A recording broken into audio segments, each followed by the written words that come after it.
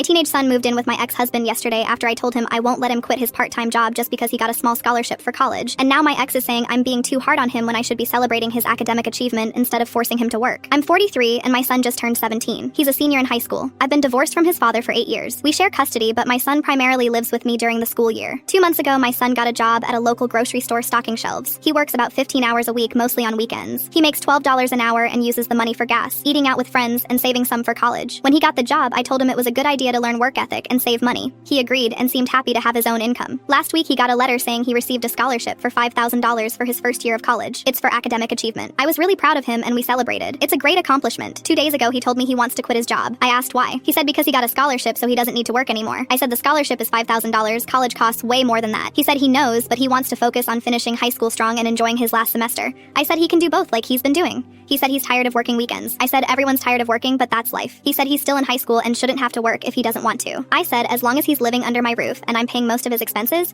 he needs to contribute by working. He said his friends don't have jobs. I said I don't care what his friends do. He said I'm being unfair. I said life is unfair and he needs to learn that. He asked if he could at least cut his hours. I said no, because if he cuts his hours, he'll make less money and he needs to save for college. He said that's what the scholarship is for. I said the scholarship is $5,000 for 1 year. His college costs are going to be over $30,000 a year, even with the scholarship. He said he'd take loans. I said he'd take loans and also keep working to minimize those loans. He called his dad. His dad called me and said I should let our son enjoy his last semester of high school. I said he can enjoy it while also working 15 hours a week like he's been doing. My ex said our son just got a scholarship and deserves a break. I said a scholarship is not a free pass to quit a job. My ex said I'm being too rigid. I said I'm being realistic about the cost of college. My ex said he'll help more with college costs if it means our son can quit. I said our son doesn't need to quit, he needs to learn responsibility. My ex said making a 17-year-old work when he has a scholarship is overkill. I said teaching him that scholarships don't cover everything and work is necessary is good parenting. My son asked if he could move in with his dad full time. I said if he wants to live somewhere with no rules, that's his choice, but I'm not changing my position. He packed a bag and left. My ex texted saying our son is upset and I'm being unnecessarily harsh.